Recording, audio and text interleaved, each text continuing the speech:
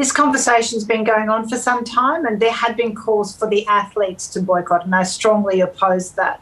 I very much supported that there should be a consideration of a diplomatic boycott. I think the move by the US to confirm that boycott, I think, has preempted probably the decision of the Australian government. There's no doubt the human rights records are incredibly concerning and needs action. I am, though, concerned about the pressure and impact this does also put on the Olympic team. Okay, Elaine, Pearson, is it clear to you whether Australia's decision is more a response to human rights concerns or the breakdown in the two countries' relationship? And what do you expect the action will achieve? Well, I think, the Prime Minister has outlined that this is a response to the very serious human rights abuses that are taking place in Xinjiang region right now. Crimes against humanity are being committed in Xinjiang. This is not business as usual. It's very unusual for an Olympic host country to be actively committing crimes against humanity at the same time as hosting the Olympics. And so I think, a diplomatic boycott, as Australia has done, as the US has done, and probably more countries will follow, is precisely the right move, especially when the Chinese government has been so resistant to calls for the UN to investigate the allegations and for the UN to visit Xinjiang. There are very few levers available right now, and so I think this is the right call. Okay, so Zali, Steggall, what do you think the diplomatic boycott will achieve?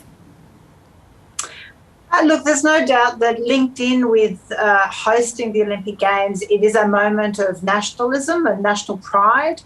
It is an opportunity to show off your country to the rest of the world. It's not just about the athletes performing. So there is no doubt there will be a level of national embarrassment that the countries are boycotting and not sending top officials there. So I do think this sends a strong message to the Chinese government that many countries are incredibly concerned about the human rights abuses and what's been going on.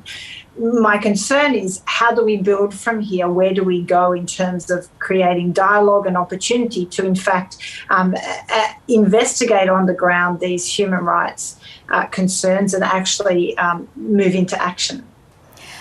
Elaine, Pearson, if the AOC and the Australian government worked together on this and actually did send some Australian dignitaries over to Beijing at the time of the Winter Olympics, would that not have created an opportunity for some dialogue where some has not existed for some time now?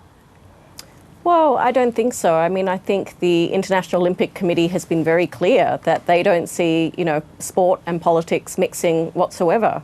And just with sort of the recent response to the allegations of sexual abuse by Peng Shuai, the tennis player, and the fact that the IOC actually participated in Chinese government propaganda around that case, instead of calling for an investigation into the allegations that she made, really shows you, I think, where the IOC sits in regard to these issues. The IOC is desperate, for the Olympics to go on, for them to be, a great success.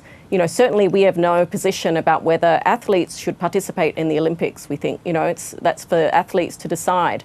But in terms of the governments themselves, I think this is a way of sending a strong signal that crimes against humanity will not be tolerated. And, certainly it's just one step. I don't think a diplomatic boycott on its own will necessarily achieve change. But I think if countries get together and if they actually insist on accountability for these abuses, then we might see some progress.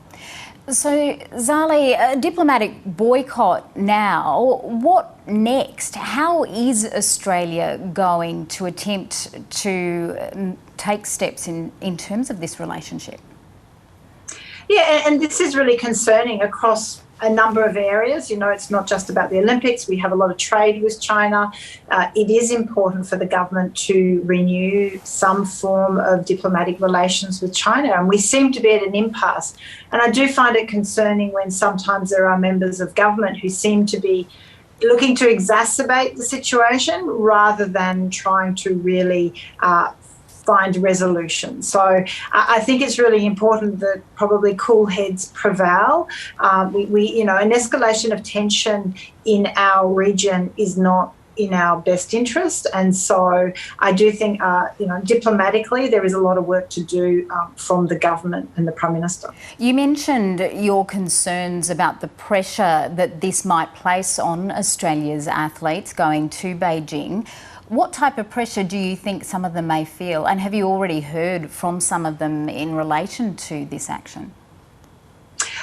Look, if I think back to when I participated in my first Olympics as a 17-year-old, you're fairly insulated from what's going on in the outside world. You're very focused on your own event and what's happening. So I think in the most part, the athletes will be very focused on their goals and achieving their dreams.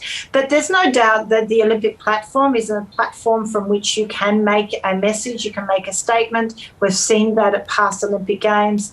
I was in Pyeongchang for the 2018 Winter Olympics, and those Olympics saw an opening of dialogue between North and South Korea that hadn't been there for some time before. So a lot can also be done from that diplomatic, from the platform of the Olympic Games. But I guess my sincere wish is for the athletes is after all the disruption from COVID and everything else and the delays, that they be able to perform at their best in the circumstances. Elaine, Pearson, DFAT advice currently states Australians may be at risk of arbitrary detention, and foreigners have been detained on spurious grounds of endangering national security.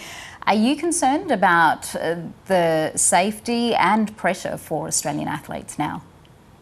Well, I think if you look at what happened to the tennis player Peng Shuai, who has pretty much disappeared from public life after she made those allegations, I think that would send a chill down the spine of anyone heading to the Olympics. I think for athletes going there, they will have to weigh up very carefully whether they want to make any sort of public remarks that might be deemed political or not. We have 2 Australians who are being held in arbitrary detention right now by China.